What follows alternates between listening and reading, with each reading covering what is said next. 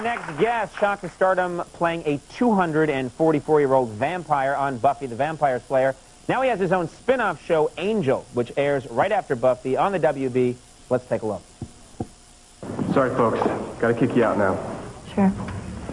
I guess the single life's particularly tough on you. Why? Well, a couple hundred years ago, the only thing you had to worry about was a hangover. Today, because of your curse thingy, you can't sleep with anyone. Or else you might feel a moment of true happiness and lose your soul, become evil again, and kill everyone. Thanks, Cordelia. I always appreciate your perspective. No problem. Please welcome David Boreanaz.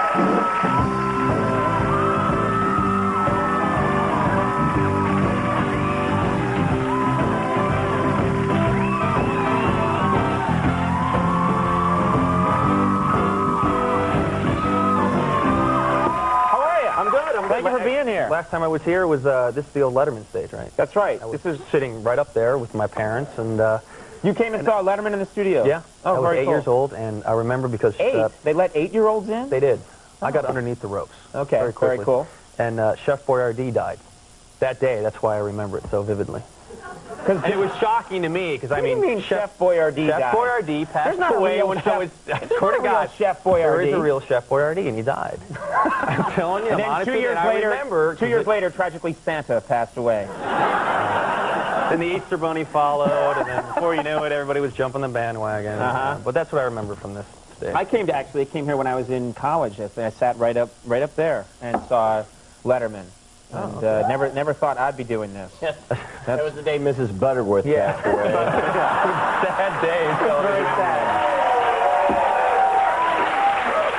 Don't joke about that. I'm sorry. She provides syrupy goodness. Yeah. It's not funny. And the Nestle Quick Bunny, he went quick, too. It was just one after the other. It was a massacre. It was really bad. Now, you know, in that clip brings up something, because obviously, first of all, congratulations. Your show premiered the other night, did great. Thank you. So obviously, Thanks a lot. people are excited, but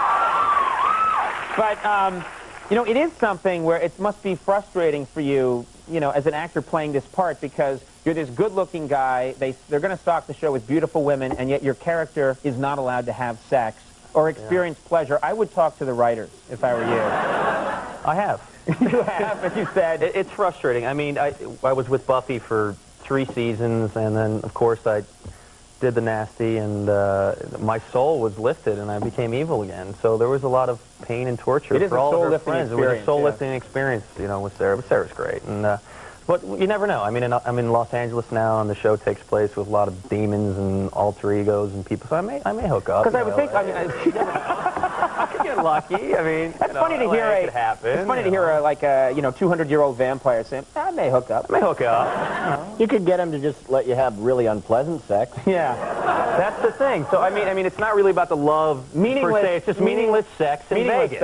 I could have a road trip, go with Doyle. Glenn Quinn plays Doyle. He said to say hi. He's Irish too, so. Oh yeah, well, all right. Hey, hey, man, Quinny, we're Irish, man, and with you. But that's not a strong bonding thing. For and the other thing is, you got to. I mean, it is a cool show, and you have a cool character. But do you ever wish that they had given you like a more masculine name? Like, just think like, you know, I'm going to kill you now. What is your name? Angel. Well, now it's Angelus. Angelus? Angelus. Oh, that kicks ass, yeah. That's got a nice wicked tone to it. Right, right. Well, so you're going to talk to the writers. You're going to have them change the name, get rid of the sex restriction. Yeah, and then, you know, bring in, I don't know, some good-looking... Yeah, let's go, yeah. Let's spice it up a bit, you know. You know, I was... As opposed to the shows when I watched when I was young, which were supposed to be scary, and some of them were. I remember The Night Stalker being a really scary show. But other than that, shows that were supposed to be scary really weren't. Shows like your show and Buffy's show, they really do have their moments. Yeah, they really do have their scary moments, like legitimately scary moments for television. Is that something like when you were a kid, would you have been scared by stuff like that? Were you a kid that was scared by things like cemeteries or stuff like that? I was scared by the Planet of the Apes. Those kind of things. I mean, I remember when I was a kid, I watched the Frankenstein movie for the first time, and I was like excited to stay up and see this movie. And you know, I was waiting, and then it came on the first scene, and I was terrified. You know, it was more or less those kind of films that scared me. But you know, cemeteries.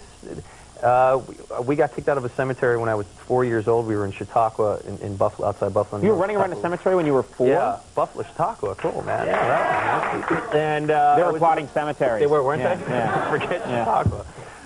And we were running around this cemetery with Roman candles, having Roman candle fights. And what's a Roman candle fight? These long Roman candlesticks, and you light them on these balls of fire come out. So there was like 4 or 5-year-olds playing in at a cemetery. This is a satanic ritual you were taking place.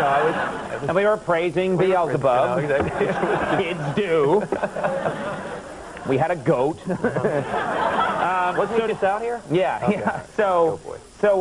But you got kicked out? We got kicked out, and we went back, and our parents, reprimanded us for 2 minutes and said we can't go swimming in the lake until we digested our food. So that whole thing. Why did they say that? They you eat all the food, and you're like, you can't go swimming for an hour. You'll cramp up. But that never happened. To you, maybe. Yeah, talk about seatbelts. Something never happened to me, Now, I want to ask you one more thing. You're a deadhead. I didn't know that about you. But yeah, big deadhead. Big deadhead. Love the dead. Did you, when they were touring, did you? I jonesed. Jones and burgers, Jones Your and weird food. jazz lingo confuses me.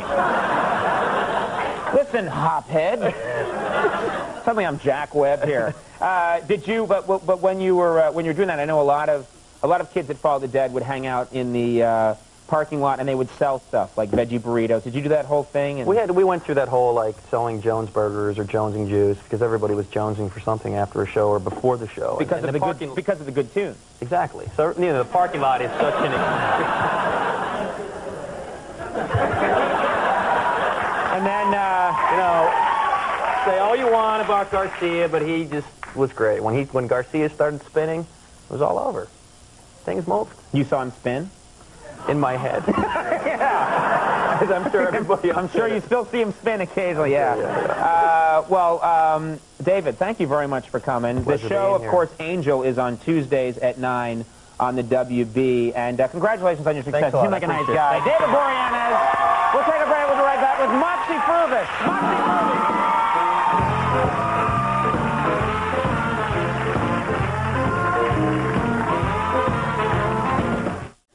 All right, everybody, that is our show up the evening. Do want to thank all our guests. Stay tuned for later, and we'll see you tomorrow. Have a good night. Bye.